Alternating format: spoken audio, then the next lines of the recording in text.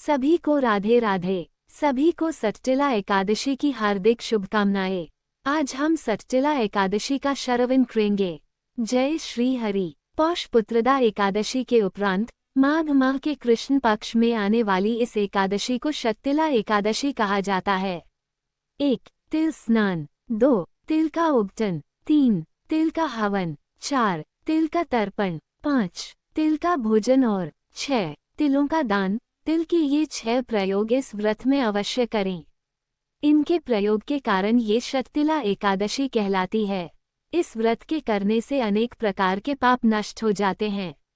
सटतिला एकादशी का महत्व। एक समय दालभ्य ऋषि ने पुलस्त्य ऋषि से पूछा कि हे महाराज, पृथ्वी लोक में मनुष्य ब्रह्महत्यादि महान पाप करते हैं, पराये धन की चोरी तथा दूसरे की उन्नति देखकर ईर्ष्या करते हैं। साथ ही अनेक प्रकार के व्यसनों में फंसे रहते हैं, फिर भी उनको नरक प्राप्त नहीं होता। इसका क्या कारण है? वे न जाने कौन सा दान पुण्य करते हैं जिससे उनके पाप नष्ट हो जाते हैं। ये सब कृपापूर्वक आप कहिए। पुलस्त्य मुनि कहने लगे कि हे महाभाग, आपने मुझसे अत्यंत गंभीर प्रश्न पूछा है।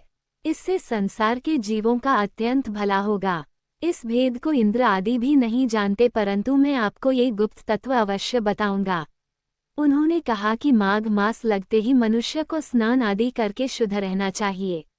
इंद्रियों को वश में कर काम, क्रोध, लोभ, मोह, अहंकार, ईर्ष्या तथा द्वेष आदि का त्याग कर भगवान का स्मरण करना चाहिए। पुष्य नक्षत्र में गोबर, कपास, तिल मिलाकर उनके कंडे बनाना चाहिए।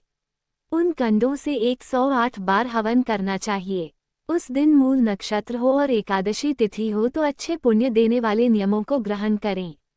स्नानादि नित्य क्रिया से निवृत्त होकर सब देवताओं के देव श्री भगवान का पूजन करें और एकादशी व्रत धारण करें। रात्रि को जागरण करना चाहिए। उसके दूसरे दिन धूप दीप नैवेद्य आदि से भगवान का पूजन करके खिचड़ी का भोग लगाएं। तत्पश्चात पेठा, नारियल, सीताफल या सुपारी का अर्घ्य देकर स्तुति करनी चाहिए। हे भगवान, आप दीनों को शरण देने वाले हैं, इस संसार सागर में फंसे हुओं का उद्धार करने वाले हैं। हे पुंडरीकाक्ष, हे विश्वभावन, हे सुब्रह्मण्य, हे पूर्वज, हे जगतपते, आप लक्ष्मी जी सहित इस तुच्छ अर्घ्य को ग्रहण करें। इसके पश्चात जल से भरा कुंभ घड़ा ब्राह्मण को दान करें तथा ब्राह्मण को श्यामा गौ और तिल पात्र देना भी उत्तम है। तिल स्नान और भोजन दोनों ही श्रेष्ठ हैं। इस प्रकार जो मनुष्य जितने तिलों का दान करता है, उतने ही 1000 वर्ष स्वर्ग में वास करता है। इतना कहकर पुलस्त्य ऋषि कहने लगे कि अब मैं तुमसे इस एकादशी की कथा कहता हूँ।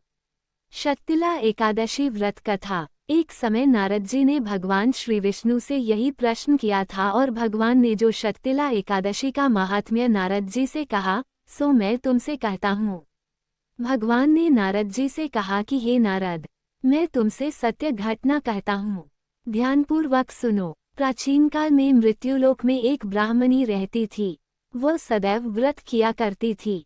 एक समय वह 1 मास तक व्रत करती रही। इससे उसका शरीर अत्यंत दुर्बल हो गया। यद्यपि वह अत्यंत बुद्धिमान थी, तथापि उसने कभी देवताओं या ब्राह्मणों के निमित्त अन्न या धन का दान नहीं किया था। इससे मैंने सोचा कि ब्राह्मणी ने व्रत आदि से अपना शरीर शुद्ध कर लिया है, अब इसे विष्णुलोक तो मिल ही जाएगा, परंतु इसने कभी अन्न का दान नहीं किया, इससे इसकी तृप्ति होना कठिन है। भगवान ने आगे कहा, ऐसा सोचकर मैं भिखारी के वेश में मृत्युलोक में उस ब्राह्मणी के पास गया और उससे भिक्षा मांगी। वह ब्राह्मणी बोली, महाराज किस लिए आए हो? मैंने कहा, मुझे भिक्षा चाहिए। इस पर उसने एक मिट्टी का ढेला मेरे भिक्षा पात्र में डाल दिया। मैं उसे लेकर स्वर्ग में लौट आया। कुछ समय बाद ब्राह्मणी भी शरीर त्याग कर स्वर्ग में आ गई। उस ब्राह्मणी को मिट्टी का दान करने से स्वर्ग में सुंदर महल मिला, परंतु उसने अपने घर को अन्नादि सब सामग्रियों से शून्य पाया। घबराकर वह मेरे पास आए और कहने लगी कि भगवान, मैंने अनेक व्रत आदि से आपकी पूजा की, परंतु फिर भी मेरा घर अन्नादि सब वस्तुओं से शून्य है। इसका क्या कारण है? इस पर मैंने कहा, पहले तुम अपने घर जाओ, देवस्त्रियां आएंगी तुम्हें देखने के लिए। पहले उनसे सटतिला एकादशी का पुण्य और विधि सुन लो, तब द्वार खोलना। मेरे ऐसे वचन सुनकर वह अपने घर गई। जब देवस्त्रियां आईं और द्वार खोलने को कहा तो ब्राह्मणी बोली, आप मुझे देखने आई हैं तो शततिला एकादशी का महात्म्य मुझसे कहो। उनमें से एक देवस्त्री कहने लगी कि मैं कहती हूँ। जब ब्राह्मणी ने शततिला एकादशी का महात्म्य सुना तब द्वार खोल दिया। देवांगनाओं ने उसको देखा कि न तो वह गांधर्वी है और न आसुरी है, वरन पहले जैसी मानुषी है। उस ब्राह्मणी ने उनके कथनानुसार शततिला एकादशी का व्रत किया। इसके प्रभाव से वह सुंदर और रूपवती हो गई तथा उसका घर अन्नादि समस्त सामग्रियों से युक्त हो गया। अतः मनुष्यों को मूर्खता त्यागकर शततिला एकादशी का व्रत और लोभ न करके तिलादि का दान करना चाहिए। इससे दुर्भाग्य, दरिद्रता तथा अनेक प्रकार के कष्ट दूर होकर मोक्ष की प्राप्ति होती है। इस प्रकार शततिला एकादशी व्रत कथा समाप्त हुई। जय श्री हरि।